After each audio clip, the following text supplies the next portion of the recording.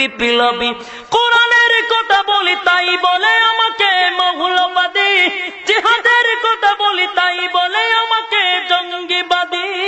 আমি বিদ্রোহী বিপ্লবী মৌলবাদী, কেন জঙ্গিবাদী? জন্মের পরে কানে আজান কি দেয়নি, তুমি মৌলবাদী ছাড়া হওনি। বর্তমান সমাজে যারা বামপন্থী নাস্তিক বেঈমান গড়ি উলামায়ে কেরামদেরকে নিয়ে যারা সমালোচনা করে, উলামায়ে কেরাম দেখলে যাদের খাদ্যানি শুরু হয়ে যায়, বলুন তো দেখি জন্মের সময় আজান লাগছিল কিনা? চিৎকার দিয়ে বলতে হবে লাগছিল কিনা? জন্মের সময় মৌলবাদী দিয়ে আজান দেওয়া হয়েছে, ঠিক কিনা? আলহামদুলিল্লাহ, বিহার মন্ডল বালিকা উচ্চ বিদ্যালয়ের মাঠ প্রাঙ্গণে আয়োজিত আজকের বিশাল তাফসীরুল কোরআন মাহফিলের সম্মানিত সভাপতি পীরে কামেল শাহ সুফি আলহাজ হযরত মাওলানা আয়াজ আহমদ জুবাইরি সিদ্দিকী আল কুরাইশি দামাত বারাকাতুহুম, আজকের মাহফিলের বিশেষ অতিথি বৃন্দ, মুআজ্জাজ মুকাররম উলামায়ে কেরাম, দূর দূরান্ত থেকে আগত সমবয়সী তরুণ যুবক ভাইরা, পর্দার আড়ালে অত্যন্ত শ্রদ্ধেয় সম্মানিতা মা এবং বোনেরা, সকলকেই আমার অন্তরস্থল থেকে জ্ঞাপন করছি মোবারক, সবরকম শুকরিয়া আল্লাহ সুবহান মহিয়ান গরিয়ান সর্বশক্তিমান আল্লাহ পাকের জন্য, যিনি অত্যন্ত দয়া মায়া করে দুনিয়ার সমস্ত ফিতনা ফাসাদ থেকে, দুনিয়ার ঝামেলা মুক্ত করে জান্নাতি বাগানে উলামায়ে কেরামদের সাহবাতে হাজারো মানুষ থেকে যাচাই বাছাই করে নির্বাচিত করে পছন্দ করে এখানে বসার তৌফিকটুকু দান করেছেন। এজন্য আসুন সকলেই অবনত চিত্তে হৃদয়ের আবেগ অনুভূতি উজাড় করে, রাতের নিস্তব্ধতা ভঙ্গ করে, ঈমানের তেজে তেজিয়ান হয় একই সুরে সমস্বর সকলেই বলি আলহামদুলিল্লাহ। ঈমানের তেজ চিনি না আপনারা কি তেমন ঈমানের তেজ? তাহলে ঈমানের তেজ কই? ঈমানের তেজ দিয়ে উচ্চ সুরে বলি আলহামদুলিল্লাহ। আপনার বিহার মন্ডল কি ঈমানের তেজ ইডই আর তেজও জয় না, আদা খাইতারেন না, দেশি আদা খাইবেন, আবার ওই যে আইবিট আদা আছে এটা না, আইবিট আদা 1 কেজি খাওয়ান যায়, কোনো সমস্যা হয় না, কিন্তু উপনাথ আদা যেটা আপনার দেশি আদা, এটা অর্ধেক কেলি চলে, এরকম আদা খাইয়া মাহফিলে বসবেন, ঈমানের তেজ বাইরিব, কি তা কইন আপনারা? তা আবার একটু তেজ দেখাইয়া বলেন আলহামদুলিল্লাহ। এটা একেবারে হাই স্কেল, এর উপর নাই। যাই হোক, এখানে সমাপ্তি হোক। লক্ষ কোটি দুরুদ এবং সালাম আল্লাহর সৃষ্টির প্রধান আকর্ষণ, বিশ্ব সবার সভাপতি শামসুল হিদায়াত বদরুদ্দুজা সাইয়্যিদুস সাকালাইন ইমামুল মুরসালিন খাতামান নবিয়্যিন ওয়াল মুরসালিন আফতাবে নবুয়ত শাহিনশাহে রিসালাত সুলতানে মদিনা হুজুরে আকরাম সাল্লাল্লাহু আলাইহি ওয়াসাল্লামের উপর। সম্মানিত সুধী, এই জায়গাটা অত্যন্ত গুরুত্বপূর্ণ একটি জায়গা। এটাকে ফেরেশতাদের মজলিস বলা হয়, উলামায়ে কেরামদের মজলিস, অত্যন্ত গুরুত্বপূর্ণ একটি মজলিস। যতক্ষণ বান্দা বসা থাকবে ততক্ষণ পর্যন্ত রহমত নাজিল হইতে থাকবে। সুবহানাল্লাহ। এখন আপনাদের কাছে আমার ওয়াজ শুরু করার আগে কিছু কর্মসূচি দিয়ে মুখালন করবেন না আপনারা? সকলেই আরো জোরে বলেন না। দেখা যাবে কথার সাথে কেডা মানে পালন করে কেডা। এটা হলো দ্বীনি মজলিস, ফেরেশতাদের মজলিস নাকি? এটা কোনো সার্কাস না। এখানে মমতাজ আপায় খমর দুলায় নাচতো না, কথা বুঝাইতে পারছি? মমতাজ আপা যদি খমর দুলায় নাচতো তাহলে ওই ফ্যান্ডেলের বাইরে থেকে তামসা দেখার লাগে মানুষ খার হইতো, ঠিক কিনা? এখানে তামসা চলছে নাকি? হ্যাঁ, তাইলে ওই জায়গাতে দাঁড়াইয়া এটা তো ভাই আদব নয়। আপনি এটার ভিতরে ঢুকেন, আপনার উপর রহমত নাজিল হবে। ফ্যান্ডেলের বাহিরে রহমত নাজিল হবে কোথাও নাই, আছে? কোন হাদিসে নাই। এটার ভিতরে বসবেন তো রহমত নাজিল হবে। তৈলে তো মানছে বলে হুজুর ওয়াজ তো লেভের তোলেও না যায়, মাশাআল্লাহ, জামাই বদরুজন লেভের তোলে বইয়া বইয়া ওয়াজ হলো। সমস্যা আছে, কিসের দরকার ছিল প্যান্ডেল বানবার? ইমাম সব বইয়া গেল ওয়াজ করতো, আর জামাই বই দুজন লেফের তুলো বইয়া ওয়াজ হতো। কোনো দরকার আছে নি প্যান্ডেল করা? সিস্টেমটা যদি আল্লাহ হইতো। যেহেতু প্যান্ডেল করা মানে হলো এটা জান্নাতের বাগান হয়ে গেছে, সুতরাং এখানে যারা বসবে তাদের উপরে সাকিনা নাজিল হবে। সুবহানাল্লাহ। এবার আসুন, আপনাদের কাছে আমি আজ জোর করে বলি, এখানে অনেক মুরব্বী আছে, আমার বাপের থেকে বড়, অর্ডার দেই না, অনুরোধ করতেছি আপনাদের কাছে, মাঝখানে কোনো ফাঁকা জায়গা রাখবেন না। এটা ফেরেশতাদের মজলিস, মাঝখানে শয়তান বসে যায়। সুতরাং শয়তানকে কেডা কেডা বসতে দিবেন না। আমি এখন দেখব আল্লাহর রস্তে মাঝখানের জায়গাটা পূরণ করে পেলেন, সুন্দর আছে, সাহাবীদের কেরামদের মতো বসেন, কথা না বলে আমরা একটু সামনের দিকে আগায়া যাই। সুবহানাল্লাহ ওয়ালহামদুলিল্লাহ লা ইলাহা ইল্লাল্লাহ।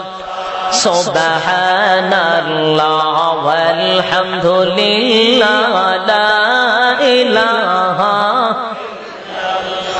লা ইলাহা ইল্লাল্লাহ, জোরে লা ইলাহা ইল্লাল্লাহ। সুবহানাল্লাহ ওয়ালহামদুলিল্লাহ লা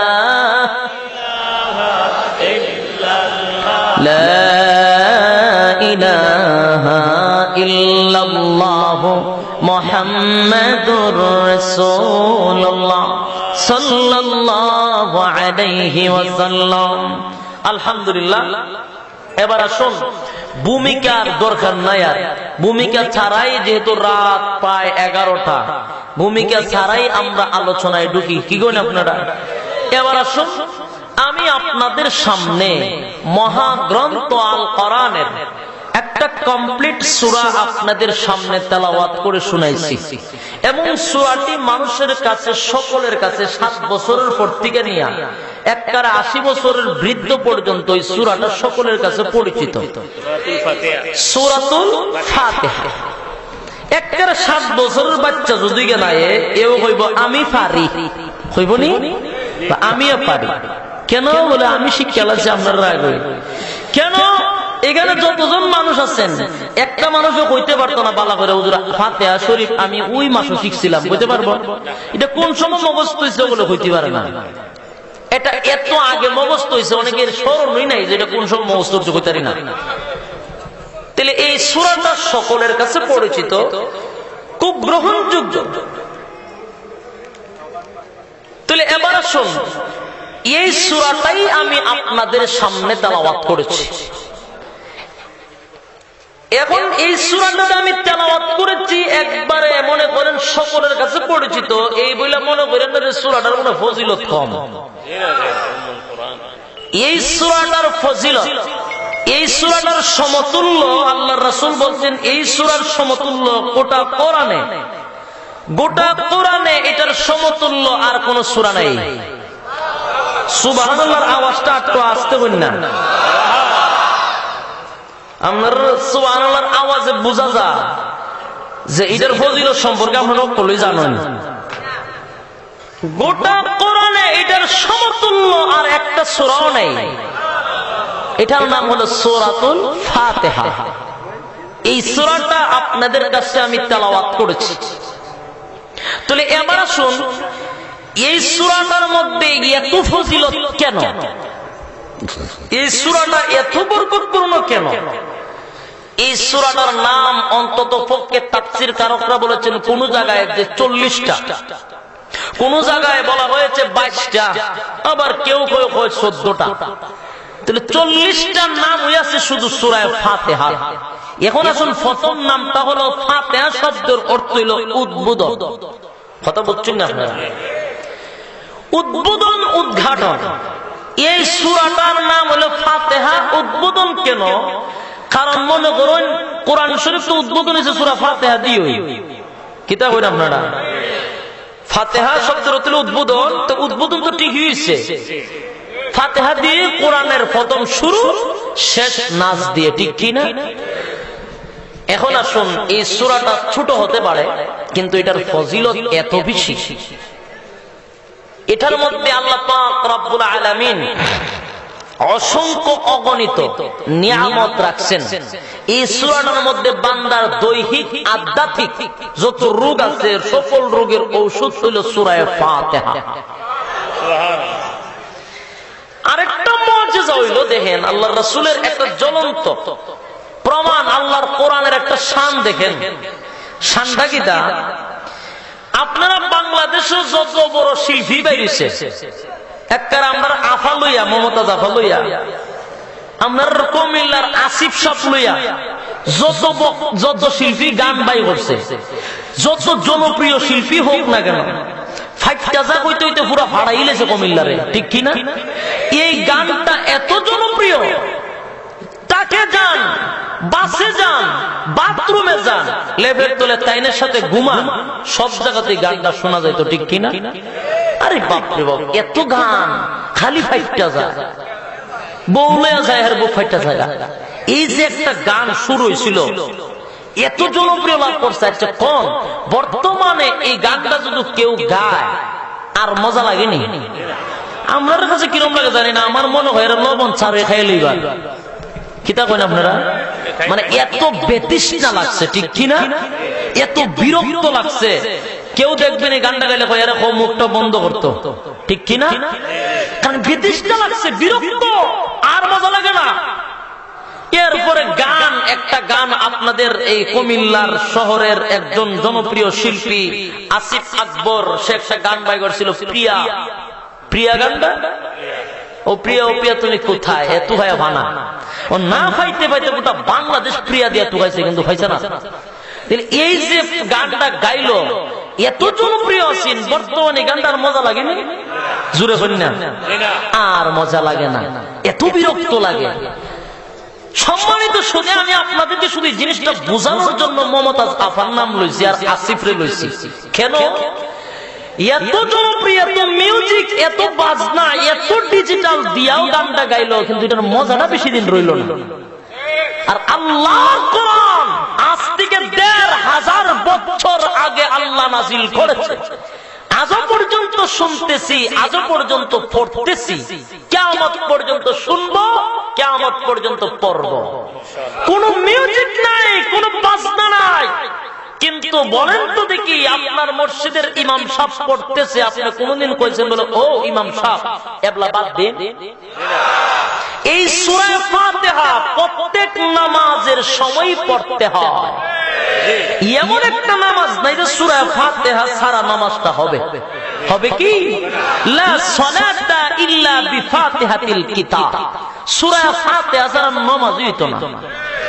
অথচ এত শুনি, এত পড়ি, মানুষের কাছে বিরক্ত লাগে না। ইমাম সাহেব পড়লে আপনারা কি বিরক্ত লাগে?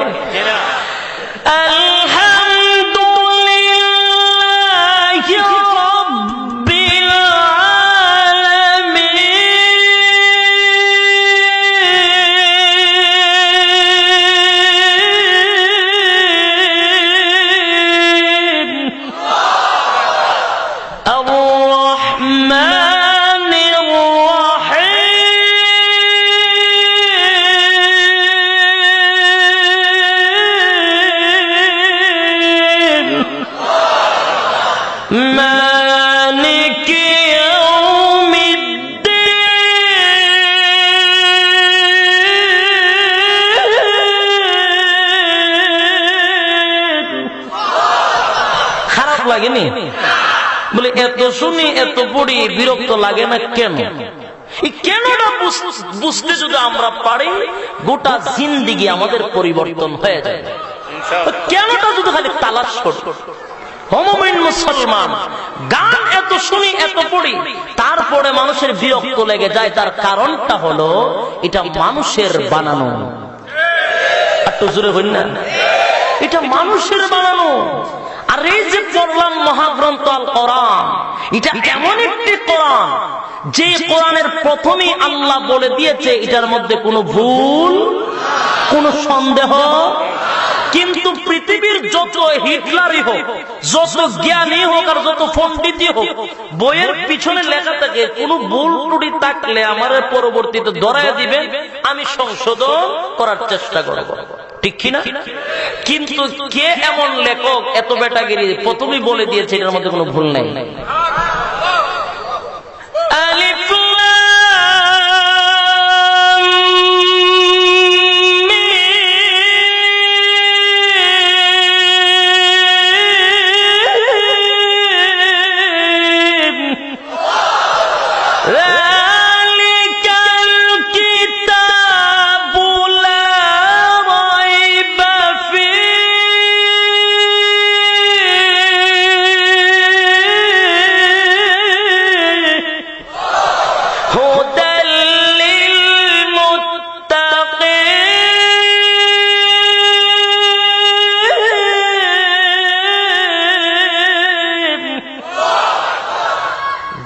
কোনো ভুল নাই, নিঃসন্দেহে তোমরা পড়ো সুবহানাল্লাহ।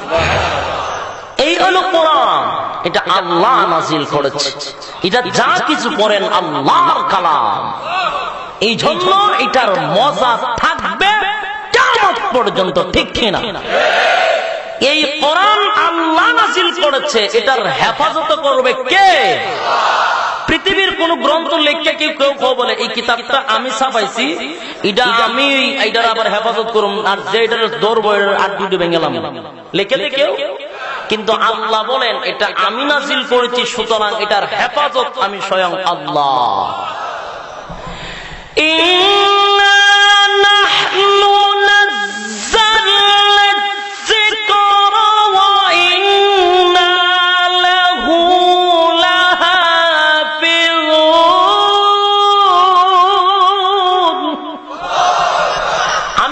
করেছি, হেফাজত করব আমি আল্লাহ। ভাইরা আমার, এই কোরআন এমন একটি কোরআন, এই কোরআনের প্রথম অংশে প্রথম সূরা ফাতিহা, এই সূরাটার মধ্যে দৈহিক আধ্যাত্মিক রোগের ঔষধ আল্লাহ রেখে দিয়েছে। এই সূরার একটা ফজিলত, এই সূরাটার যে এত ফজিলত, এত শান, এত মান, এটাতে নাজিল হইছে কোন ভঙ্গিমায়, এটা যদি শুনেন তাহলে বুঝতে পারবেন যে আজকে মাহফিলতে যাওয়ার পরে অন্তত পক্ষে এই জিনিসটা বুঝবেন সকলে যে বাপ রে বাপ, সূরা ফাতিহার ফজিলত এমনে না, এটা নাজিলের ভঙ্গিমাটা আপনারা আমি কইয়া যাবো আজকে, রাজিয়া সুন্নি বইতে এটাতে নাজিল কোন সিস্টেম হইছে, যা গোটা কোরআনে আর কোন সূরা এরকম ভয়ানক অবস্থা নাজিল হয় না। শুনবেন না আপনারা? আপনাদের ধৈর্যের সাথে আপনাদের অবস্থা বুঝা আমি একটু ওয়াজ করব, কথা বুঝছেন না? উড়াউড়ি করবেন, ও আখিরি দাওয়ানা আলহামদুলিল্লাহি রাব্বিল আলামিন কইয়া আমিও যাই মগি, কারণ আমিও বোয়ার লাগিয়া অত শখ আমার নাই, কথা বুঝছেন নি? বইতে বইতে শেষ, পুরা জানুয়ারিতে বইছি আমি, কথা বুঝছেন না? জানুয়ারি 31 আমার প্রোগ্রাম 50টার উপরে, আর কত বইতাম? আপনারা যেরকম মাসে একবার বইন, বছর একবার, আমরা ইলাগান না, প্রতিদিন বন লাগে। তখন বৌমুদে পাবলিকের অবস্থা বুঝা, কথা বলছেন না? পাবলিকের মনোযোগ দেখা বক্তা ওয়াজ করবে, আপনারা কি দেখো? যাই হোক, তখন আপনারা বলে আমি বইবা যেখানে আমি ওয়াজ করতে পারি, বুঝুননি? ভাষা বুঝুননি, ভাষা বুঝতেন না কেন? এই কুমিল্লায় তো আমার সবচেয়ে বেশি প্রোগ্রাম, কুমিল্লার অঞ্চলের মধ্যে সবচেয়ে বেশি প্রোগ্রাম হলো আমার কুমিল্লাতে, যদিও 50টা প্রোগ্রাম দেখা যায় ওটা 40টি কুমিল্লার ভিতরে, কথা বলছেন না? বাহিগুলা বাহিরে, তাহলে ভাষা তো আপনার এই এলাকার ভাষা আমি লই লিছি অলরেডি, ফারি কুমিল্লার ভাষা পুরা শিক্ষা লাইছি, কথা বলছেন না? এই যে শিক্ষা লাইছি এটা হলো কুমিল্লা, আর আমরা সিলেটের ভাষা শিখি লাইছি, তাহলে বেশ কথা না, তাহলে বোঝা যায় ভাষা শিখি লাইছি আর শিক্ষা লাইছি, কথা বলছেন না? তাহলে এবার আসুন, আমি আপনাদের সামনে সূরাটা কোন ভঙ্গিমায় নাজিল হয়েছে এটা কইয়া মাহফিল শেষ করব ইনশাআল্লাহ। এবার আসুন, এর আগে দেখুন এই সূরা দিয়া দৈহিক আধ্যাত্মিক রোগ কেমনে সমাধান হয়।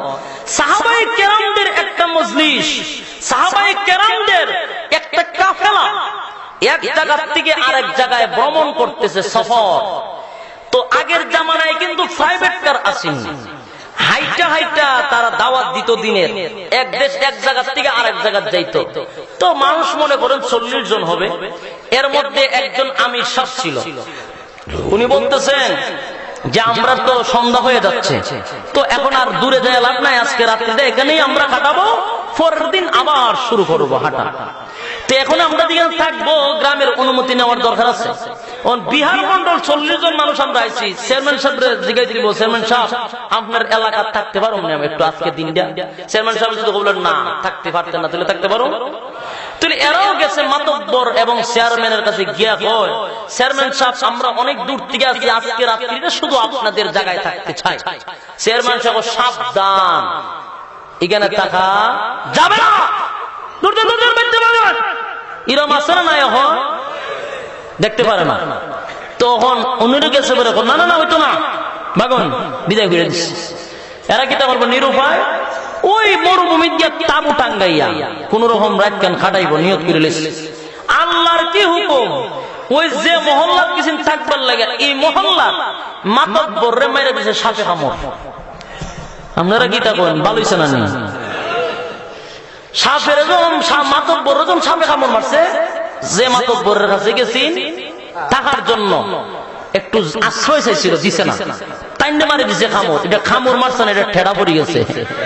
আপনারা কি দেখেন, এর ফলে দেখেন এখন সে সাক্ষীতেছে বাঁচাও, এলাকার সব দেখছে, উজা মোজা পায় না, উজা টোজা পায় না। তো একজনের কথা করে ওই যে 40 জন মানুষ আছি, এর মধ্যে তো একজন থাকতে পারে, লো দিকে গেছে গিয়া কয়, আচ্ছা ভাই সাহেব আপনার মধ্যে সাপের উজা টুজা আসেনি, বিষ জারাইতে পারে?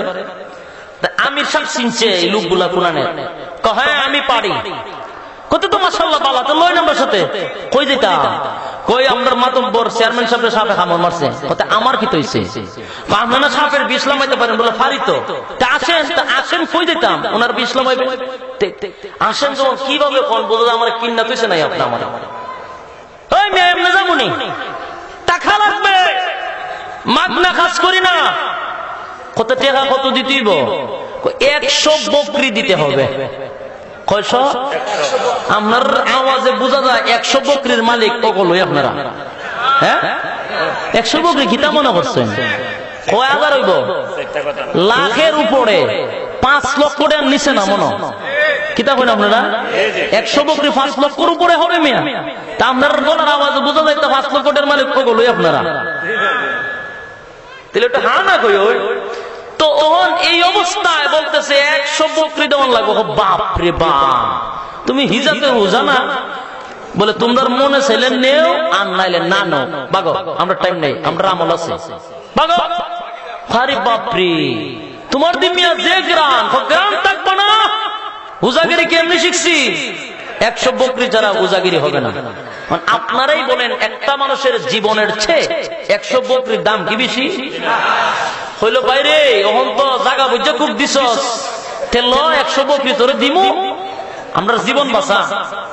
উনি গিয়া ফু দিছে, 20 লাইন না, লোকটা সুস্থ হয়ে গেছে। আগে আসতে বল না। এখন এরা কথা অনুযায়ী 100 বকরি দিছে, কারণ আমরা এলাকার মতো বাট পান না তো। এখনের যুগের মানুষ আর আগের যুগের মানুষের তাদের ওয়াদা ঠিক ছিল, তাদের জবান ঠিক ছিল, ঠিক কিনা বলা? এখন তো মনে করেন বইয়া কথা কইছে না, আর এখন আস্তাগফিরুল্লাহ আমি জীবনে কইছি না। বেশি বাড়াবাড়ি করলে কত লো মসজিদ হলো, ঠিক কিনা? মিছা কথা তো খ আবার কত মসজিদ হলো, আয় মসজিদ হারিয়ে কইলাম গিয়া। কেমন বাট, তুই মসজিদে বছর একবার নামাজ পড়স না, জীবন একবার সেজদা দিস না, তুই মসজিদ সম্বন্ধে কিতা বুঝস? তাস করে কিরা খাইতেলা আল্লাহর কিরা মসজিদে গেল আর তোর লেগে কইলাম। এরকম বাটবার আছে না নাই? আগের জামানার মানুষের জবানের খুব দাম ছিল। বকরি হইছে 100 দিয়া দিছে, 100 বকরি লিয়া কাফেলাত গেছে, আমার সাথীরা জব করে খাইতে থাকো, সুবহানাল্লাহ। এরাম মজা বলে কয় আরে জব গরম করে মিয়া, তুমি কাফেলাত থেকে দেখে সাপের মন্ত্র শিখছো কোন সময় থেকে? হিদা কই আলো এরপরে না জব করে খাইতাম। সাহাবে ডাক দিয়া বলে, রে আমার সাথীরা, খোদার কসম করে বলি কোন মন্ত্র তন্ত্র আমি শিখি নাই। রে আমার সাথীরা, মন্ত্র শিখি নাই। আমি মহাগ্রন্থ আল কোরআনের সূরা ফাতিহা পড়ে ফু দিয়েছি, সঙ্গে সঙ্গে সাপের বিষ নষ্ট হয়ে গেছে। তাহলে আমার আসুন, সূরা ফাতিহা পড়ে যখন ফু দিয়েছে সঙ্গে সঙ্গে সাপের বিষ পানি হয়ে গেছে। এই সূরার ফজিলত আসেনি মনে করেন? এই সূরাটা মক্কা নগরীতে নাজিল হয়েছে। আল্লাহর নবী রাহমাতুল লিল আলামিনের নবুয়তির পরে নবীজি প্রকাশ্যে নবী হওয়ার কিছুদিন পরে সূরাটা নাজিল হয়েছে ভিন্ন ভঙ্গিমাতে। ভাইয়েরা আমার, আল্লাহর নবী রাহমাতুল লিল আলামিন হেরা পর্বের মধ্যে ধ্যানমগ্ন অবস্থায় ছিলেন। হঠাৎ করে তাকায়া দেখে আল্লাহর নবীর সামনে বিশাল আকৃতির একটা লোক দাঁড়িয়ে আছে। নবীজিকে বলতেছেন ইকরা, পড়েন। আল্লাহর নবী বলেন আনা বিকারিম, আমি পড়তে জানি না। আল্লাহর নবীকে আবার বললেন পড়েন। নবী বলেন আমি জানি না। তিনবারের পরে নবীকে জড়ায়া ধরেছে। তারপরে নবীজি একসাথে 5টা আয়াত পড়ে শোনায়া দিয়েছে। আরো আস্তে কইলেন। যেই মাত্র নবীজি আয়াতগুলা পড়েছে, নবীজির শরীরের মধ্যে কম্পন সৃষ্টি হয়ে গেছে। কারণ কোরআনটা কিন্তু ভাই সাধারণ না, মানুষের উপরে প্রথম নাজিল হয়েছে। কোরআনটা কিন্তু পাহাড়েও গ্রহণ করে নাই, কোন জিনিসে কোরআন গ্রহণ করতে পারে না। আল্লাহ মানুষের উপরে এটা নাজিল করেছে। আল্লাহর নবী যখন সূরা যখন আল্লাহর নবী যখন আলাকের এই কয়েকটা আয়াত যখন মগস্ত ওনারকে শোনায়া দিলেন, উনিও পড়লেন। নবীজির শরীরটার মধ্যে কম্পন সৃষ্টি হয়ে গেছে। আল্লাহর নবী দৌড়াইয়া খাদিজাতুল কুবরার ঘরের মধ্যে যায়, গিয়া বলে খাদিজা গো জাম্মিলুনি জাম্মিলুনি, আমাকে কম্বল দিয়া জড়ায়া ধরো। ও খাদিজা, কম্বল দিয়া জড়ায়া ধরো, আমার তাপ উঠে গেছে, প্রচন্ড ঝড় আমার শরীরে, আমি বরদাস্ত করতে পারি না। আল্লাহ নবী ডাক দেয়া বলে খাদিজা গো আমি কি দেখলাম, আমি বরদাস্ত করতে পারি না। খাদিজাতুল কুবরা আল্লাহর নবীকে সান্ত্বনা দেয়, আল্লাহর নবীকে সান্ত্বনা দেয়। এমনি খাদিজাতুল কুবরা বলেন কি দেখলেন গো নবী? আল্লাহর নবী বলেন খাদিজা গো আমি তাকায়া দেখি হেরা পর্বের মধ্যে একটা লোক বিশাল আকৃতি আমার সামনে এসে দাঁড়ায় আছে। আমাকে কি যেন পড়ে গেল, আর আমার শরীরটার মধ্যে কম্পন শুরু হয়ে গেল। এখন আমি বরদাস্ত করতে পারতেছি না। খাদিজাতুল কুবরা বুঝে ফেলেছে, কারণ খাদিজাতুল কুবরা বুদ্ধিমতী মহিলা ছিল। জুরে কোন সুবহানাল্লাহ। আমার আল্লাহ নবী যেদিন নবী হয়েছে, খাদিজাতুল কুবরার ঘরের মধ্যে এসে ডাক দেয়া বলে খাদিজা আমি নবী হয়েছি ইসলাম প্রচার করার জন্য। মানুষের কাছে যখন আমি দাওয়াত দিব, মানুষ যদি আমাকে বলে ওগো নবীজি নিজের ঘরের লোক ঠিক আছে কিনা, আপনার ঘরের মানুষ ঠিক আছে নি, আমি কি জবাব দিব মানুষের কাছে? খাদিজা বলে নবী গো কি বলতে হবে? আল্লাহর নবী বলেন ও খাদিজা আমার সঙ্গে পড়ো না লা ইলাহা ইল্লাল্লাহু মুহাম্মাদুর রাসূলুল্লাহ সাল্লাল্লাহু আলাইহি ওয়াসাল্লাম।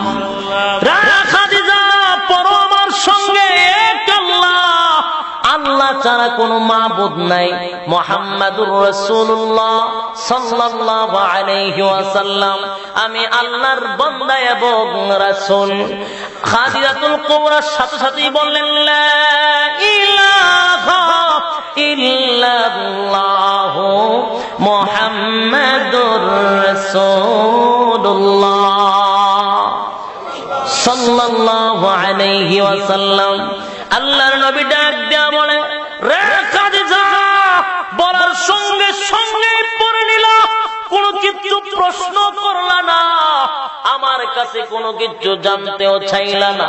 কারণ ও ভাই, জামাই যত বড় আল্লাহর ওলি হোক না কেন, বউয়ের কাছে কিন্তু এত তাড়াতাড়ি হিসাব পাওয়া যায় না।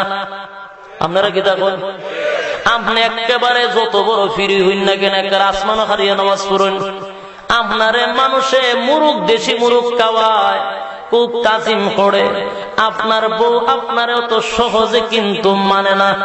কথা বলেন ঠিক কিনা? আপনি যে কত বড় ফির এটা আমি বালা করে জানি, ঠিক কিনা? একবার এমন বড় ফির আছে, এতে মানে শূন্যের মধ্যে দাঁড়ায় নামাজ পড়তেছে, তো এবার দরজা খুলে, ও বাপরে বাপ, এত কেরামতি জানে কেডা, আমার জামাইটা হইতো। বেটি গরু গেছে গেছে, এবার নামাজ পড়ে ঘরের ভিতরে ঢুকছে পড়ে, বেটি কইতাছে ঘুমায় কোনো কল্লা, আল্লাহর জমিনের ফিরো আছে। ও কিতা কয়েকবার শূন্যের মধ্যে দাঁড়ায় নামাজ পড়ে, আমি এরকম ফিরো দেখছি। কই এটা তো আমি আসলাম। তুমি আসলা? কইলি কমরটা একটু বেহা আছি। হ্যাঁ বেটি দেখছেন, হেবেটের জামাই অনেক অন্য কমরটা একটু বেহা আছে, মানে কত হলো দুষ একটা দৌড়বই, আপনি উফরে যেতেন না, ইডিলে পেটেন্টের খাসল, ঠিক কিনা? আপনার উফরে যাবে দিত না। তুমি যে কত বড় হিসাব, এটা অন্তত পক্ষে আমি বালা করে জানি। ভাইয়া আমার, আল্লাহর নবী বলেন, খাদিজা, তাহলে প্রশ্ন করলো না, জানতেও চাইলা না, এত সহজেই আমাকে তুমি পয়গম্বর মেনে ফেললা, এত সহজেই পয়গম্বর বান মাইনা ফেললা, এত সহজেই আমাকে মেনে নিলা, তার কারণটা গো খাদিজা জানতে চাই।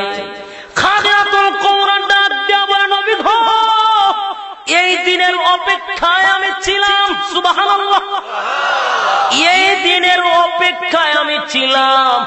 কোন দিন আপনি আমার কাছে এসে বলবেন, খাদিজা, আমি নবী হয়েছি। আল্লাহর নবী বলেন, তার মানে কি তুমি জানো? বলে, অবশ্যই জানি। কেমনে জানো? বলো, নবীজি, দুইটা স্বামী হারানোর পরে আমি নিয়ত করেছি, আজ জীবনে কোনোদিন আমি স্বামী গ্রহণ করব না, আর জীবনে কোনদিন স্বামী গ্রহণ করব না। কিন্তু আপনাকে যেদিন থেকে আমি ম্যানেজার বানাইলাম আমার ব্যবসার জন্য, আমার ব্যবসার ম্যানেজার যেদিন আপনাকে বানাইলাম, আমি দেখি আমার ব্যবসার মধ্যে খালি বরকত হয়, খালি বরকত হয়। আমি আমার আরেকজন কর্মচারী যে আপনার সাথে সব সময় থাকতো, তার জিজ্ঞাসা করলাম, রে আমার কর্মচারী, তুই তো ওনার সঙ্গে মুহাম্মদের সঙ্গে থাকস, একটা জিনিস কি তুমি ফলো করেছো? বলে, কি? এই লোকটা আমার ব্যবসার ম্যানেজার হওয়ার পরে আমার ব্যবসার মধ্যে খালি আয় উন্নতি বাড়ে, খালি বরকত হয়। ওই লোকটা ডাক দিয়ে বলে, খাদিজা, আপনি চিনতে পারেন নাই, এই ম্যানেজার যেমন তেমন ম্যানেজার নয়, এটা সাধারণ কোন ম্যানেজার নয়। ও খাদিজা, তোমার ম্যানেজারের সম্পর্কে আমার কাছ থেকে জানবা কি? উনি বলেন, খাদিজা বলেন, হ্যাঁ জানতে চাই। তাহলে শুনো খাদিজা গো, এক নাম্বার হলো তোমার ম্যানেজার তোমার ব্যবসার মধ্যে ঢুকার পরে এত বরকত কেন হয় জানতে চাও? বলে, হ্যাঁ। বলে, তাহলে শোনো, তোমার ম্যানেজার যখন মাল কেনার জন্য মার্কেটে ঢুকে মাল কিনবে, তখন গোটা মার্কেটের মালের দাম কমে যায়। আর তোমার ম্যানেজার যখন বিক্রি করার জন্য মাল যখন বিক্রি করবে, তখন যখন মার্কেটের ভিতরে ঢুকে গোটা মার্কেটের মালের দাম বেড়ে যায়। তাহলে আসুন, কিনতে গেলে সস্তায় কিনে, বিক্রি করতে গেলে দামে বেশি, ঠিক কিনা? তাহলে লাভ কয় দিকে? দুই দিকে। জুড়ে কন্যা, দুই দিকে লাভ হয়ে যায়। ও খাদিজা, শুনবা কি? বলে হ, শুনতে তো মজি লাগে একটু হ। তাহলে আরো শোনো, তোমার ম্যানেজার যেমন তেমন ম্যানেজার নয়। আমি আরো দেখেছি তোমার ম্যানেজারকে লইয়া আমি মরুভূমি দিয়া একসাথে বকরি চড়াই। প্রচন্ড রুদ্র, এত রুদ্র তাপ দাঁড়ানো যায় না, কিন্তু আমার শরীরে আমাদের কাছে কোনো ছাতাও নাই। রোদ আমাদের শরীরের মধ্যে লাগে, সহ্য করা যায় না। এই রুদ্র আমি তাকায়া দেখি আমার শরীরে লাগে, বালুটা পর্যন্ত গরম হয়ে যায়। কাজে যা, আশ্চর্য হয়ে গেলাম, আমি আশ্চর্য হয়ে গেলাম। আমি তাকায়া দেখি তোমার ম্যানেজারের শরীরে কোনো রুদ্র লাগে না। আমি তাকায়া দেখি আশেপাশে কেউ নাই এবং ছাতাও কেউ ধরল না। কোথা থেকে ছায়া ধারণ করে তাকায়া দেখি আসমানের মেঘমালা তোমার ম্যানেজারের পিছনে পিছনে হাঁটে। চিৎকার দিয়ে বলেন সুবহানাল্লাহ, আর জোরে বলেন আল্লাহু আকবার। ভাইরা আমার, যার উপরে ছায়া ধারণ করে আকাশের মেঘমালা, সুবহানাল্লাহ। যেমন তেমন নয়, যেমন তেমন ম্যানেজার নয়। এই ম্যানেজারের আরো কিছু শুনবা কি? বলে ওই মজুর তুই লাগতেছে, আরো হো আরো হো। বলে আরো শোনো, আমি তোমার ম্যানেজারের সঙ্গে একসাথে ছিলাম। হঠাৎ করে দেখি ৬-৭ জন লোক সাদা কাপড় পরিহিত, এত সুন্দর, দুনিয়ার মানুষের সঙ্গে তাদের কোনো মিল নাই। এই লোকগুলা তোমার ম্যানেজারকে এক জায়গায় নিয়ে গেল। নেওয়ার পরে মাঝখান থেকে এইভাবে ফাইরাল হয়েছে, অপারেশন করে এইভাবে মাঝখান দিয়ে ফাটছে।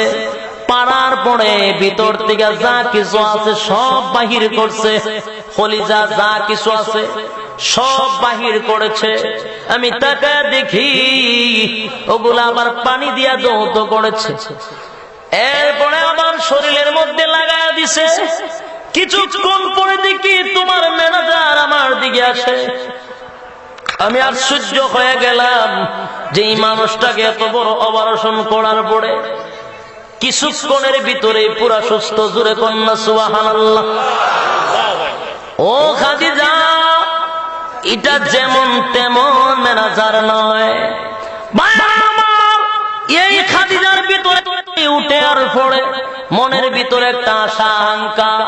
দুইটা স্বামী হারাইয়া জীবনে প্রতিজ্ঞা করেছিল আর কোনদিন স্বামী নিবে না। কিন্তু মুহাম্মদের এই সমস্ত কথা শুনে খাদিজা ঘুমাইতে গেলে মুহাম্মদ, খাইতে গেলে মুহাম্মদ, জায়গায় জায়গায় শুধু মুহাম্মদের কথা স্মরণ হয়। এবার খাদিজা বিবাহের প্রস্তাব দিলেন। বিয়া হয়ে গেল। লম্বা ঘটনা, তো লম্বা হওয়ার দরকার নাই। বিয়া হয়ে গেল। এবার খাদিজাতুল কুবরা বলে, নবী গো, আমি একদিন স্বপ্নে দেখি, ঘুমের মধ্যে স্বপ্নে দেখি আকাশের চন্দ্র আমার কোলে উদিত হয়েছে। এবার আকাশের চন্দ্রটা আমার কুলের মধ্যে উদিত। আমি দৌড়াইয়া আমার চাচাতো ভাই তাওরাতের আলেম, তাওরাতের বড় পণ্ডিত, ওই পণ্ডিতের কাছে গিয়ে বললাম, তাওরাতের আলেম, আমি বড় আশ্চর্য ঘটনা দেখেছি আজকের স্বপ্নের মধ্যে।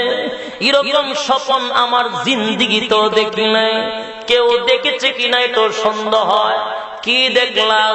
তাকায়া দেখি আকাশের চন্দ্র আমার কুলের মধ্যে এসে গেছে। তাওরাতের আলেম ব্যাখ্যা করে দেখলো, এই স্বপ্নের তাবির বাই করলো।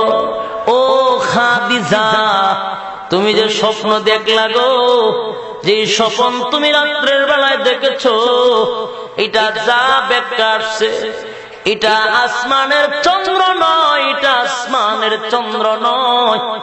আখিরি জামানার পয়গম্বর নবী হইয়া সর্বপ্রথম তোমার কুলেই উদিত হইবে। আরো আসতে হইল না সুবহানাল্লাহ। বাড়িত গিয়ে হইবেন না সুবহানাল্লাহ, বাড়িত গিয়ে হইলে তো না, একটু জমায় রাখেন না, সবকে চাইলেন না।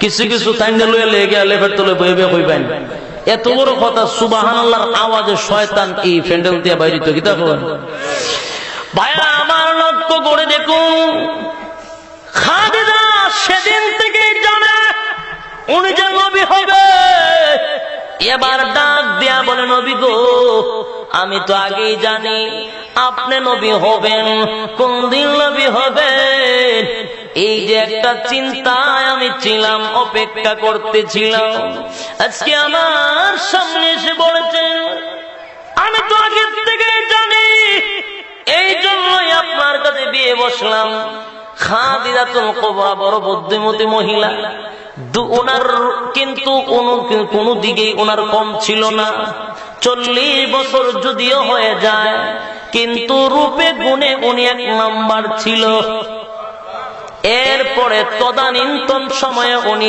ধনাঢ্য মহিলা ছিল খুব টাকাওয়ালা ছিল এবং শিক্ষিত একটা মহিলা ছিল জোরে কোন সুবহানাল্লাহ যোগ্যতা সম্পন্ন একটা মহিলা আল্লাহর নবীর সঙ্গে যার বিবাহ হয়েছে ভাইরা আমার লক্ষ্য করে দেখুন এই অবস্থায় খাদিজাতুল কুবরার কাছে নবীজি বললেন ও খাদিজা এই জন্যই বুঝি সর্বপ্রথম কালিমা পড়ে মুসলমান হয়ে গেল আল্লাহর নবী রাহমাতুল লিল আলামিন কিছুদিন পরে কোন ঘর থেকে বাহির হয়েছে এমনি তাকায়া দেখে আসমান আর জমিনে আল্লাহর নবী রাহমাতুল লিল আলামিন যেই মাত্র ঘর থেকে বাহির হলো এমনি তাকায়া দেখে আসমান আর জমিনের মাঝখানে নূরের মিম্বর বসে আসমান আর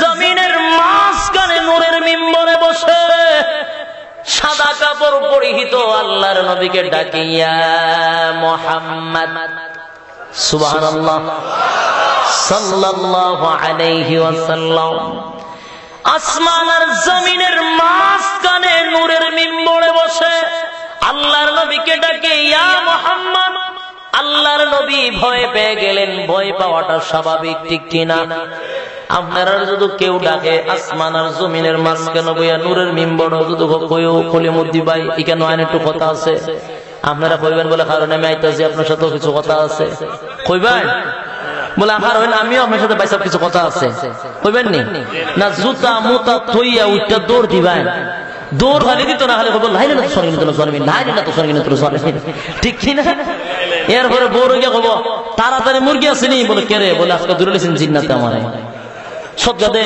ঠিক কি না তাহলে আর আল্লাহর পয়গম্বর রাহমাতুল লিল আলামিন ভয় পান নাই স্বাভাবিক আল্লাহর নবী রাহমাতুল লিল আলামিন আসমান আর জমিনের মাঝখানে নূরের মিম্বরে বসে আল্লাহর নবী রাহমাতুল লিল আলামিনকে ডাক দেয় ইয়া মুহাম্মদ আল্লাহর নবী দৌড়াইয়া খাদিজাতুল কুবরার ঘরের মধ্যে চলে যায় গিয়া বলে খাদিজা গো তাকায়া দেখো আগে একবার হেরা পর্বের মধ্যে এসেছিল এখন আবার আমার মাঝখান থেকে ডাকে আমার মনে হয় এই জমিনে আমি বেশি দিন আর বাঁচব না কেন গো নবী বাঁচবেন না কেন জানতে চাই ও খাদিজা আমার পিছনে একটা লেগে গেছে এখন আমার মনে হয় আমি আর বাঁচব না খাদিজাতুল কুবরা বলে নবী গো কি সমস্যা জানতে চাই ডাক দিয়া বলে ও খাদিজা এখন আসমান আর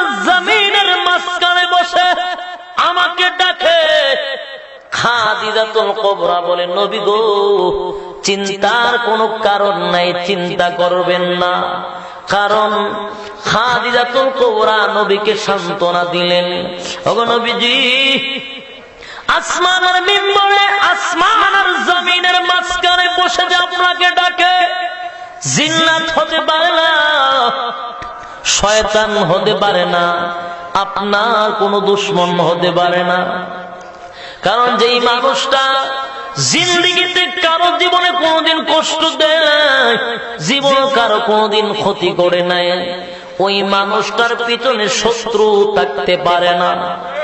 আল্লাহর নবীকে সান্ত্বনা দিলেন। নবীজি কিছুদিন পরে আবার বাহির হয়েছে, আবার আসমান আর জমিনের মাঝখানে নবীকে ডাকে। নবীজি আবার খাদিজাকে বলল, খাদিজা নবীকে আবার সান্ত্বনা দিল।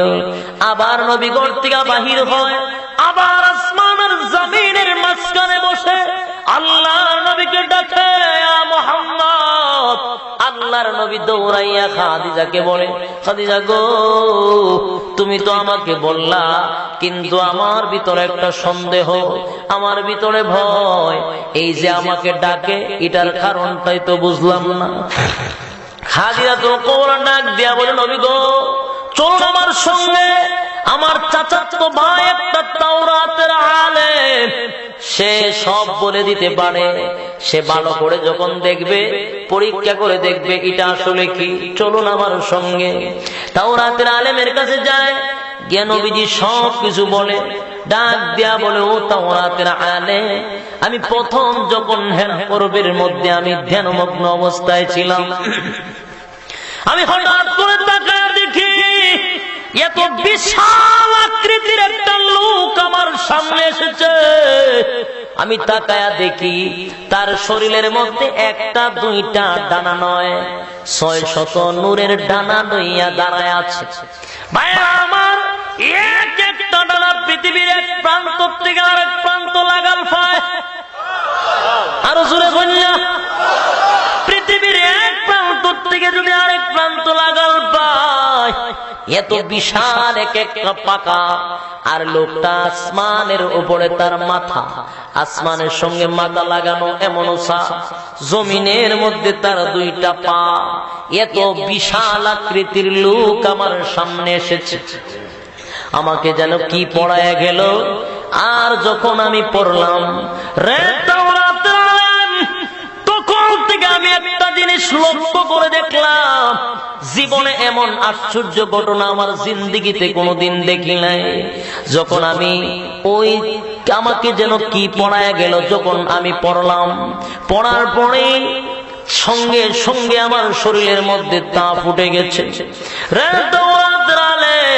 আমি যখন আস্তে করে পাহাড় থেকে নেমে বাড়িতে যাচ্ছিলাম, তাকে দেখি পাহাড়ের পাথরগুলি আমার কদমের মধ্যে এসে যায়, আমাকে সালাম দেয়।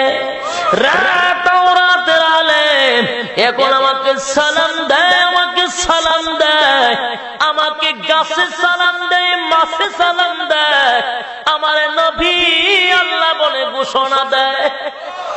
এতদিন 40 বছরের ভিতরে, 40টা বছরের ভিতরে কেউ আমাকে সালাম দেয় না।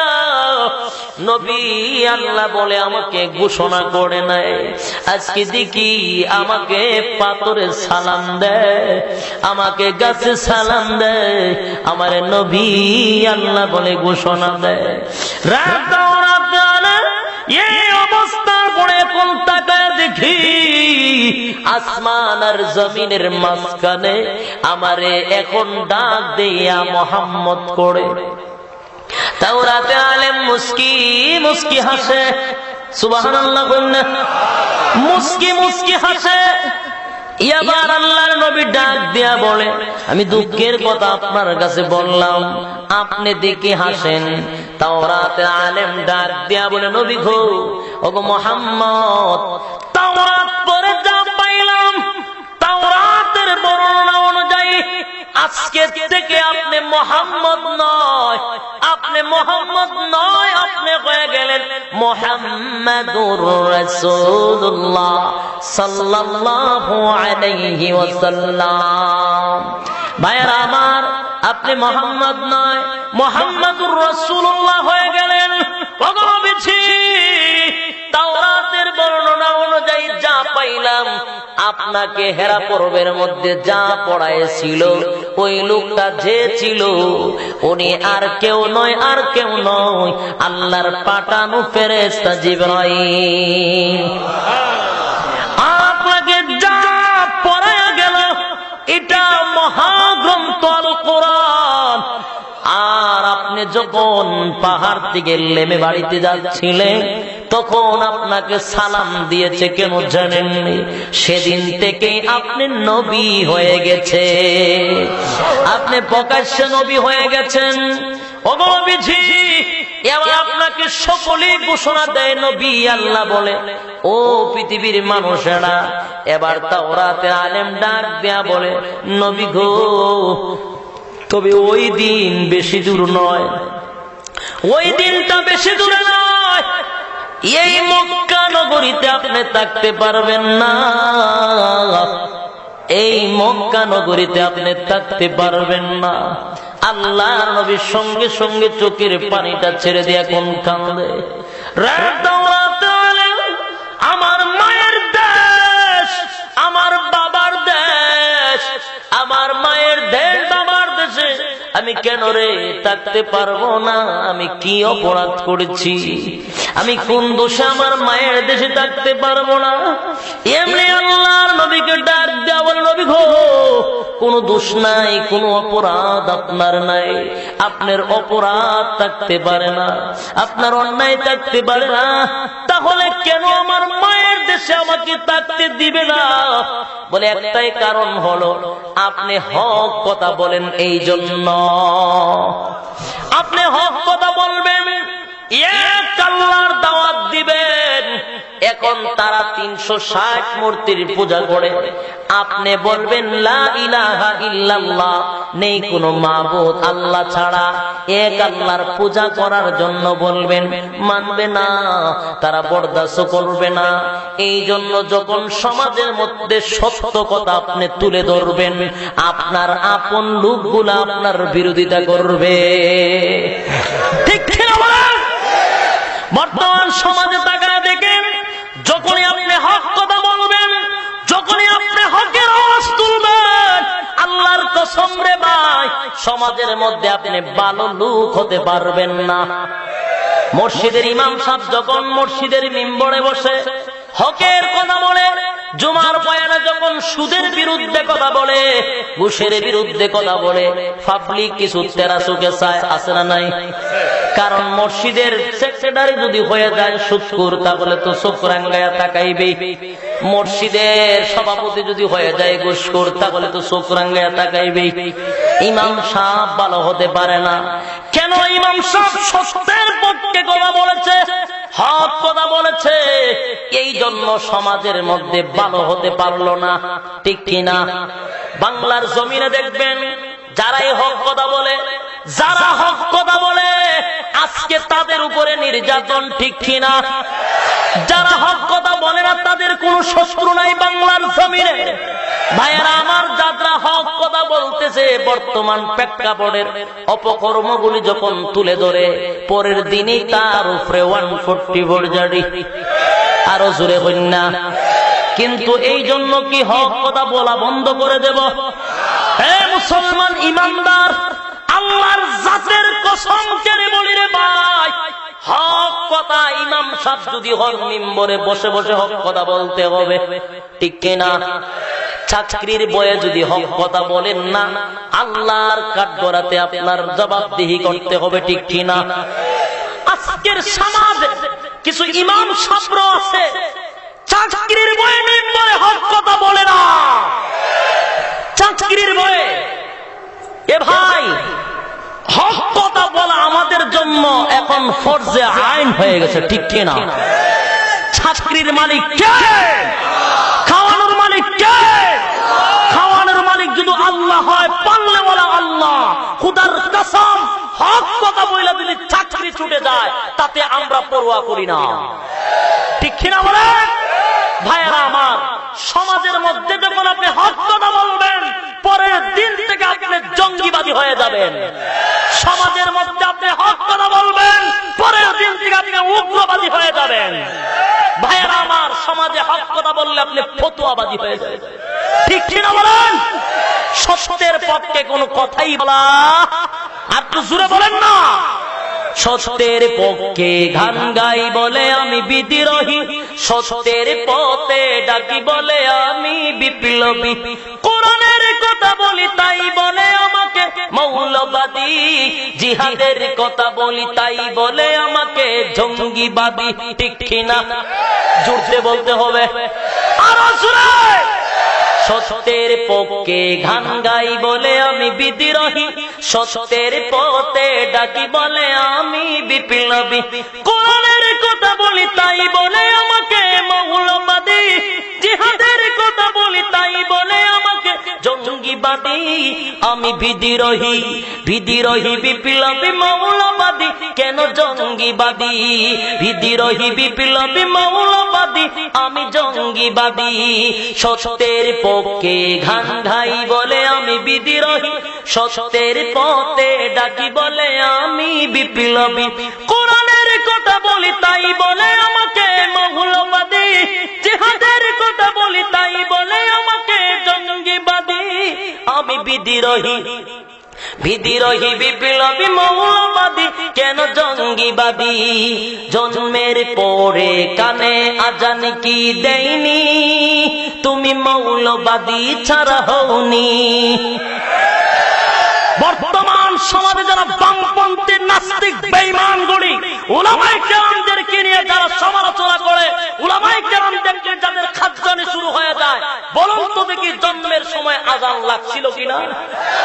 চিৎকার দিয়ে বলতে হবে লাগছিল কিনা? জন্মের সময় মৌলবাদী দিয়ে আজান দেওয়া হয়েছে, ঠিক কিনা?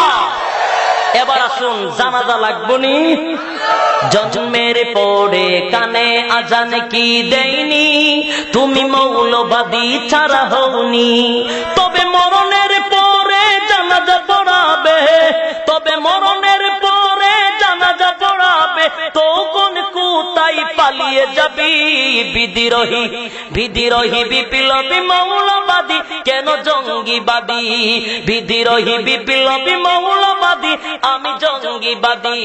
সত্যের পক্ষে গান গাই বলে আমি বিদ্রোহী, সত্যের পথে ডাকি বলে আমি বিপ্লবী। কোরআনের কথা বলি তাই বলে আমাকে মৌলবাদী, কোরআনের কথা বলি তাই বলে আমাকে মৌলবাদী, জিহাদের কথা বলি তাই বলে আমাকে জঙ্গিবাদী। আমি বিদ্রোহী, বিদ্রোহী বিপ্লবী মৌলবাদী, কেন জঙ্গিবাদী? কি মনে করে ওই হনুমান, দাড়ি টুপি দেখলেই তালেবান? ঠিক কিনা? দাড়ি টুপি রাখলে কি তালেবান? সাথে দাড়ি রাখছে, কাল থেকে তালেবান বলবেন? দাড়ি টুপি রাখলে কি সবাই তালেবান হয়ে যাবে? বলে যে কি মনে করে ওই হনুমান, দাড়ি টুপি দেখলেই তালেবান? তবে সিংহের চেয়েও বেশি ভয় পায়, তবে সিংহের চেয়েও বেশি ভয় পায় মাথায় পাগড়ি দেখে যদি বিদ্রোহী। ঠিক কিনা? বিদ্রোহী বিপ্লবী মৌলবাদী, কেন জঙ্গিবাদী? সত্যের পক্ষে গান গাই বলে আমি বিদ্রোহী, সত্যের পথে ডাকি বলে আমি বিপ্লবী। কোরআনের কথা বলি তাই বলে আমাকে মৌলবাদী, কোরআনের কথা বলি তাই বলে আমাকে মৌলবাদী, জিহাদের কথা বলি তাই বলে আমাকে জঙ্গিবাদী। আমি বিদ্রোহী, বিদ্রোহী বিপ্লবী মৌলবাদী, কেন জঙ্গিবাদী? বেহায়া নারীর ওই কেমন কথা, ইসলাম মানে ওদের মাথা ব্যথা। বেহায়া নারীর ওই কেমন কথা, ইসলাম মানে ওদের মাথা ব্যথা। তবে পর্দার কথা যদি বলি, তবে পর্দার কথা যদি বলি, তখন হয় আমি ফতুয়াবাজি। বিদ্রোহী বিপ্লবী মৌলবাদী, কেন জঙ্গিবাদী? বিদ্রোহী বিপ্লবী মৌলবাদী, আমি জঙ্গিবাদী। সত্যের পক্ষে গান গাই বলে আমি বিদ্রোহী, সত্যের পথে ডাকি বলে আমি বিপ্লবী। কোরআনের কথা বলি তাই বলে আমাকে মৌলবাদী, কোরআনের কথা বলি তাই বলে আমাকে মৌলবাদী, জিহাদের কথা বলি তাই বলে আমাকে জঙ্গিবাদী। আমি বিদ্রোহী বিপ্লবী মৌলবাদী, কেন জঙ্গিবাদী? বিদ্রোহী বিপ্লবী মৌলবাদী, আমি কেন জঙ্গিবাদী? ভাইরা আমার, বর্তমান প্রেক্ষাপটে আপনারা যদি সত্যের পক্ষে গান গান, পরের দিন থেকে আপনার উপরে অপমান। ভাইরা আমার, তদানীন্তন সময়ে আল্লাহর নবী রাহমাতুল লিল আলামিন যখন সত্যের পক্ষে গান শুরু করে দিল, কোরআনের পক্ষে যখন কথা বলা শুরু করে দিয়েছে, পরের দিন থেকে দেখা গেল আল্লাহর নবীর বিরোধিতা শুরু হয়ে গেছে। 40টা বছরের ভিতরে আল্লাহ নবীর বিরোধিতা কেউ করে না, কারণ 40 বছরের ভিতরে নবী কোনদিন হক কথা বলে নাই, ঠিক কিনা? 40 বছরের ভিতরে নবী কাউকে কোনদিন একটা উপদেশ দেয় নাই।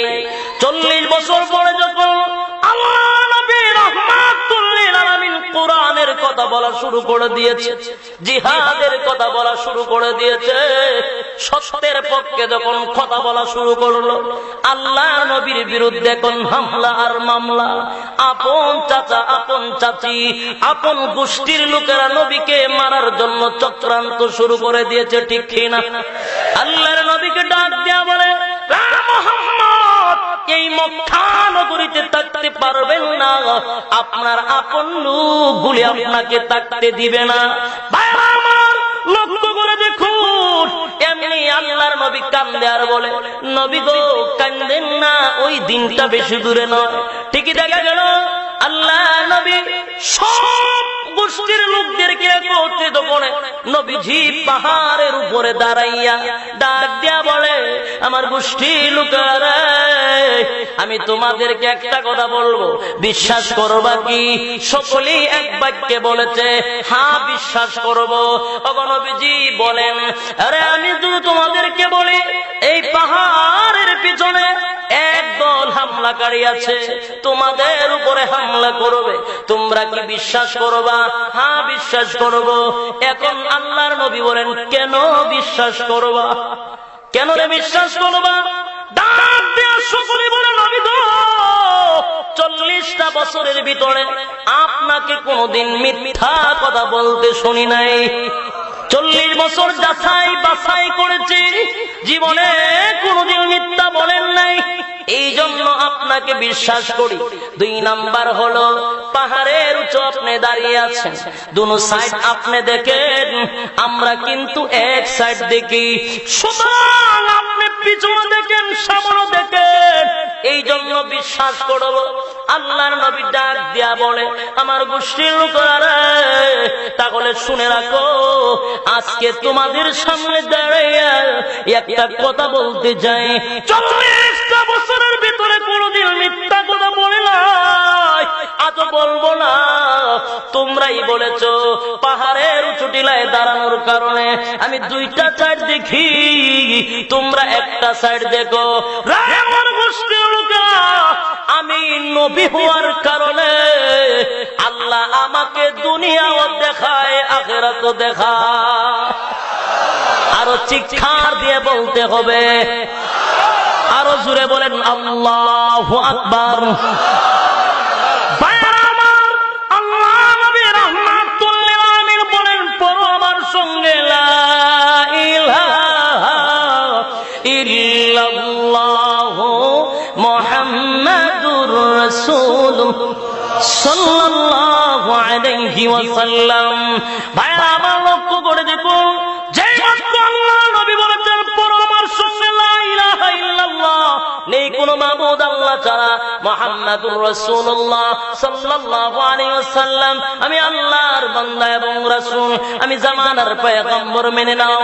এই কথা বলার পরে সঙ্গে সঙ্গে নবীজির বিরোধিতা 100 জন দাঁড়ায়া গেছে, না মানতে পারি না, এই জন্যই বুঝে আমাদেরকে এখানে একত্রিত করেছো। আমরা আমরা বুঝে পেরেছি, এই জন্যই বুঝে একত্রিত করেছো। না, মানা যায় না। নবীজির চাচা আবু লাহাব পাথর লইয়া নবীকে মারার জন্য গেল। বাইরা রে, এইভাবে নবীর বিরুদ্ধে একের পর এক শুরু হয়ে গেল। থাকতে দেয় না, নবীকে থাকতে দিবে না। মক্কা নগরীর মাটি ছাড়তে হবে। আল্লাহর উপর, নবীর উপরে একের পর এক নির্যাতন চলছে। এবার আস্তে আস্তে আল্লাহর নবীর উপরে খালি জুলুম বাড়তেছে। এবার আল্লাহ বলে দিয়েছে, নবী গো, এবার আপনি মক্কা নগরী ছাইরা মদিনায় আপনি চলে যান। ভাইরা আমার, আল্লাহ নবীর জীবনের সবচেয়ে বড় ব্যথা, সবচেয়ে বেশি কষ্ট পেয়েছিল আল্লাহর নবী মায়ের দেশ মদিনা, মক্কা ছেড়ে যখন নবীজি মদিনা চলে যাবে কালনে, এমনি দৌড়াইয়া খানায় কাবার সামনে গিয়া কালনে আর বলে, কাবারে আমি তোর কাছে থাকতে পারলাম না, তোর কাছে থাকতে পারলাম না। জীবনে একটা আফসোস, জীবনের এই জায়গা থেকে যাবার সময় তোর কাছে 2 রাকাত নামাজ পড়তে চাই। ভাইরা আমার, করুণ কাহিনী, নবীজিকে নামাজ পড়ার জন্য চাবিটা পর্যন্ত দেওয়া হয় নাই। নবীকে বেজ্জতি করেছে, চাবি দেয় না। আল্লাহর নবী বলেছেন, জেনে রাখো, আজকে তোমাদের কাছে 2 রাকাত নামাজ পড়ার জন্য বলেছি, চাবিটা দেও নাই। শেষবারের মতো বললাম চাবিটা দেওয়ার জন্য, দিলা না। কিন্তু জেনে রাখো, ওই দিনটা বেশি দিন নয়, একদিন চাবিটা আমার হাতে দেওয়ার জন্য পাগল হয়ে যাইবা। ভাইরা আমার, আল্লাহ নবী রাহমাতুল লিল আলামিনকে পাগল বলেছে, নবীকে পাগল বলেছে। আবু লাহাব, উতবা, সাইবা নবীর বিরুদ্ধে কত অপপ্রচার, নবীকে জ্বালা যন্ত্রণা, ঠিক কিনা? আরো জোরে কইন না। পাগল কইছেনি, বাড়ি ছাড়াইছেনি। ওই সমস্ত কুখ্যাত কাফের গুলি নবীকে চিনল না, ঠিক নেই? জোরে কইন না। চিনছে? বনের পশু চিনল যারে, চিনল না হাই মানুষ তারে। বনের পশু চিনল যারে, চিনল না হাই মানুষ তারে। আবু জাহেল বেরা, আবু জাহেল বেরা, মন্দ কাজে ছিল সেরা।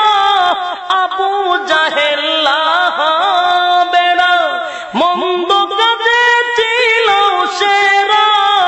আকাশ বাতাস কাঁদে যেন, আকাশ বাতাস কাঁদে যেন, হাতাদের হাজার অনাচারে। চিনল না হাই মানুষ তারে। বনের পশু চিনল যারে, চিনল না হায়। জোরে বলুন আমার সাথে, বনের পশু চিনল যারে, চিনল না হায় মানুষ তারে। পাগলে বলে দেয় যে তারা, বিটে মাটি করে চারা। পাগলে বলে দেয় যে তারা, বিটে মাটি করে চারা। পাগলে বলে দেয় যে তারা, বিটে মাটি করে চারা। নানা রকম দেয় অপবাদ, নানা রকম দেয় অপবাদ, লাঞ্ছনা দেয় বারে ভারে। চিনল না হায় মানুষ, জীবনের পশু চিনল যারে। কিসের কারণে নবীকে অপমান করলো? সত্যের কথা বলার কারণে। তো ওই পণ্ডিত তাওরাতের আলেম বলতেছেন যে ওই দিনটা বেশি দূর নয়, আপনাকে মক্কা নগরীতে থাকতে দিবে না। থাকতে দিছিনি? আল্লাহর নবী কান্দে। এবার নবীজিকে ডাক দেয়া বলে, নবী গো, আসমান আর জমিনের মাঝখানে যে আপনাকে ডাকে, ওই আসমান আর জমিনের মাঝখানে যে আপনাকে ডাকে মানুষ হতে পারে না, শয়তান হতে পারে না। আপনি আবার ওনার কাছে যান, ওনার কি বলতে চায় শুনেন। আমার আল্লাহর নবী রাহমাতুল লিল আলামিন চলে আসলেন। এবার খাদিজাতুল কুবরা বলে, নবী গো, আবার যদি আসে আমার লইয়া যাইয়েন। খাদিজাতুল কুবরাকে ডাক দিয়া বলে, খাদিজা তাকায়া দেখো, আসমান আর জমিনের মাঝখানে আবার আসছে। খাদিজা এবার আল্লাহর নবীর কাছে গিয়ে বলে, ও নবীজি, আপনার ডান দিকে আমি বসলাম, দেখা যায়? বলে, খাদিজা দেখি। খাদিজা বলে, আমি দেখি না। আল্লাহর নবী বলেন, আমি দেখি। খাদিজা বলে, আমি দেখি না। খাদিজা ডাক দিয়ে, নবী গো, বাম দিকে বসলাম, দেখেননি? বলে, না, এখন তো দেখি। বলে, এখন আসুন, আপনার কুলে বসলাম, দেখেননি? বলে, দেখি। এবার খাদিজাতুল কুবরা মাথার কাপড়টা ফেলে দিয়েছে, আল্লাহর নবীকে ডাক দিয়ে বলে, নবী গো, এখন দেখেননি? খাদিজাতুল কুবরা কথা বলার পরে নবী ডাক দিয়ে বলেন, না, এতক্ষণ দেখেছি, এখন দিয়ে আর দেখা যায় না। খাদিজা ডাক দিয়া বলে, নবী গো, আমি বুঝে ফেলেছি। আল্লাহর জাতের কসম করে বলি, এটা শয়তান হতে পারে না, জিন্নাত হতে পারে না, এটা আল্লাহর পাঠানো কোন ফেরেশতা হবে। এবার আল্লাহর নবীকে ডাক দিল, নবী আবার আসলে আপনি ওনার কাছে যাবেন। ভাইয়ারা আমার, এবার আসুন। আবার আসলো, আল্লাহর নবীকে ডাক দিয়া, মুহাম্মদ। এবার আল্লাহর নবী সাহস নিয়ে বলেন, খালি ডাকাডাকি করো, কোনটা খো না দি, খালি দি ডাকো, বুঝতে কইতারো না, কিতা কইতা কইলা। তখন আল্লাহর নবী ডাক, আল্লাহর নবীকে যখন এই কথা আল্লাহর নবী যখন বলছে কিতা কইতা কইলা, তখন উনি বলেন, ইয়া রাসূলুল্লাহ, ইয়া হাবিবাল্লাহ, ইয়া রাহমাতাল লিল আলামিন, ওগো নবীজি, আমি তো আপনাকে ডাকতেছি কিছু বলার জন্যই। জোরে কোন না সুবহানাল্লাহ। আপনি তো আমার কথা শুনেন না, আপনি তো আমার ডাকে সাড়া দেন না, এই জন্য আমি বলিও না। এবার আল্লাহর নবীকে ডাক দেয়া, নবী গো, এই অবস্থায় আল্লাহ আমাকে পাঠাইছেন আকাশ আর জমিনের মাঝখানে নূরের মিম্বরে বসে। আপনার কাছে আসছি, আল্লাহ আমাকে পাঠাইছে একটা সূরা কমপ্লিট আপনার কাছে শোনায়া দেওয়ার জন্য, যাতে মানুষ বুঝতে পারে এই সূরাটার শান, এই সূরাটার মান, এই সূরাটার নাজিলের ভঙ্গিমা শুনেই যেন মানুষ বুঝতে পারে এটা সাধারণ কোন সূরা না। একটু জোরে বলুন না। ওগো নবীজি, আল্লাহ আমাকে বলেছে আসমান আর জমিনের মাঝখানে ঝুলন্ত অবস্থায় একটা কমপ্লিট সূরা আপনার কাছে শোনায়া দেওয়ার জন্য। এবার আসুন, আপনি আমার সঙ্গে পড়েন, আউযু বিল্লাহি মিনাশ শাইতানির রাজিম, বিসমিল্লাহির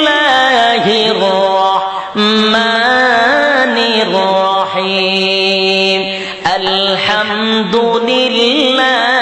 রাব্বিল আলামিন, আর-রাহমানির রাহিম, মালিকি ইয়াউমিদ্দিন, ইয়্যাকা না'বুদু ওয়া ইয়্যাকা নাস্তাঈন, ইহদিনাস সিরাতাল মুস্তাকিম, সিরাতাল লাযীনা আন'আমতা আলাইহিম, গায়রিল মাগদুবি আলাইহিম ওয়ালাদ-দাল্লিন।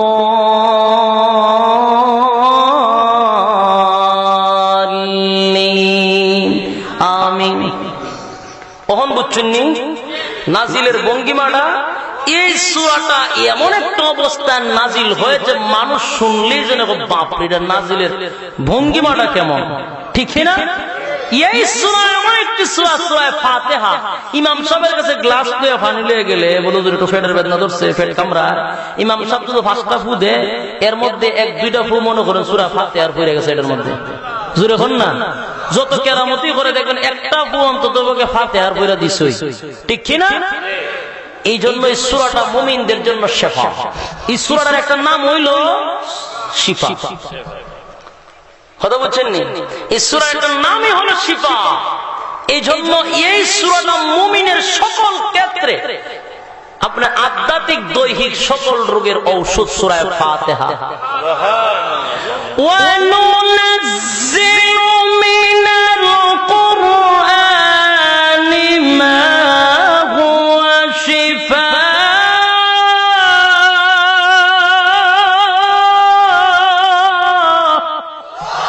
ওয়া রাহমাতুল লিল